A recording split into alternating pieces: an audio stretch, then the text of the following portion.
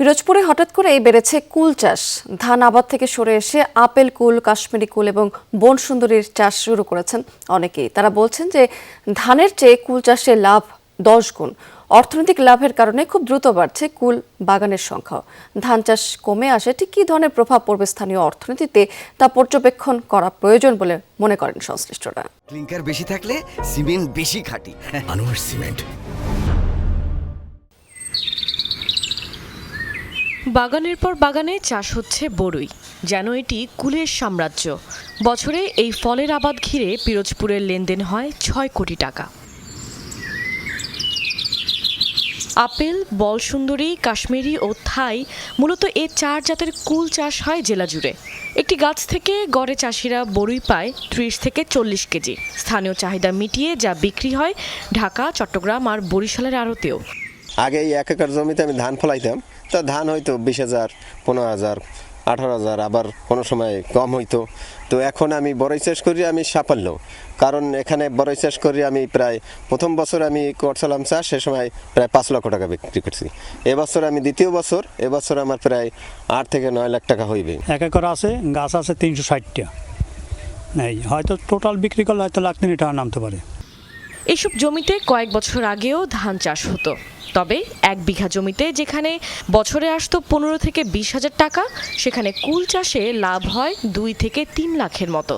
খরচ কম আর বাজারে চাহিদা থাকায় এখন এদিকেই ঝুঁকছেন কৃষকরা। বড়গুলো আমরা 130 টাকা কেজি কিনে 160 টাকা 70 টাকা বেশি, তারপর এটা বিভিন্ন জায়গা মনে করেন বিক্রি হয়।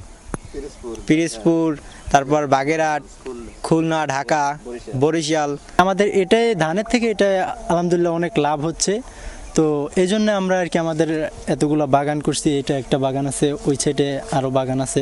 আমরা যে কৃষি করছি তার ভিতরে মানে আমাদের এই বড়ইগুলা মোটামুটি একেবারে খারাপ না। আমাদের বড়ইগুলা খেলে বুঝতে পারবেন যে আমাদের বড়ইগুলা কীরকম।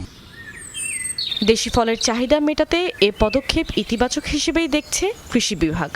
জানায় জেলার 7 উপজেলায় প্রায় 147 হেক্টর জমিতে বড়ই চাষ হয়েছে, যা থেকে 1000 টন উৎপাদনের আশা। এখানে 1 বিঘা জমিতে যদি সে অন্য ফসল করে, সেই তুলনায় বড়ইয়ের আবাদ করলে এর উৎপাদনও ভালো, এর রোগবালাই কম আছে এবং এটা বাজার মূল্য কৃষক ভালো পায়, যে কারণে এই দিন দিন কৃষক এই বড়ই চাষের প্রতি ঢুকছে। তবে অধিক লাভের আশায় ধানি জমিতে কুল চাষে ধানের আবাদের নেতিবাচক প্রভাব যেন না পড়ে, সে দিকটিও নিশ্চিতের তাগিদ সংশ্লিষ্টদের। কাশফিয়া রুহি, যমুনা নিউজ। দর্শক, এবার আমরা একটু কুলের বাজার পরিস্থিতি জেনে নিতে চাই। আমরা যেতে চাই কুষ্টিয়া বাজারে, সেখান থেকে যুক্ত আছেন আমাদের সহকর্মী রুহুল আমিন। রুহুল আমিন, এখানকার বাজারে কুলের যোগান কেমন এবং দাম নিয়ে ক্রেতারা কি বলছেন, তাদের স্বার্থের মধ্যে রয়েছে কিনা? এই মুহূর্তে আমি রয়েছি কুষ্টিয়ার বড় বাজারে, যেখানে কুল বড়ই খুব বেশি বিক্রি হয়। অর্থাৎ আরও মাসখানেক আগে কিন্তু কুলের বাজার অর্থাৎ বড়ই যে বাজার সেটি সৃষ্টি হয়েছে এবং বাজারে কিন্তু আসতে শুরু করেছে কুল বড়ইগুলো বিভিন্ন জায়গা থেকে, এবং এই বিভিন্ন জাতের এবং বিভিন্ন ধরনের বড়ই রয়েছে। আমরা কিন্তু একটা সময় দেখতাম যে শুধুমাত্র দেশি বড়ই সেগুলো আসে, কিন্তু তার পাশাপাশি অনেক জাতের অনেক ধরনের বড়ই আসতে শুরু করেছে। তার মধ্যে যে ফুল বড়ই যেগুলো আপেল ফুল বলা হয় বা বিভিন্ন জাতের যে বড়ইগুলো, আমরা একটু যিনি বিক্রয় করছে তার সাথে একটু কথা বলতে চাই যে আপনার এখানে কয় জাতের বড়ই আছে এবং কত করে কেজি বিক্রি করছেন? কি কি জাতের? একটা আছে আপেল ফুল, একটা আছে সুন্দর ফুল, একটা আছে বড় ফুল। কত করে কেজি বিক্রি করেন? কেজি বিক্রি করতে হচ্ছে 200 টাকা কেজি, 180 টাকা কেজি, 160 টাকা কেজি। এগুলো কোথা থেকে আছে? এগুলো আছে রাজশাহী থেকে আছে, খুলনা থেকে আছে, মেহেরপুর থেকে আছে, বিভিন্ন জায়গা থেকে আসে, আমরা কিনে এখানে বিক্রি করে। ধন্যবাদ আপনাকে।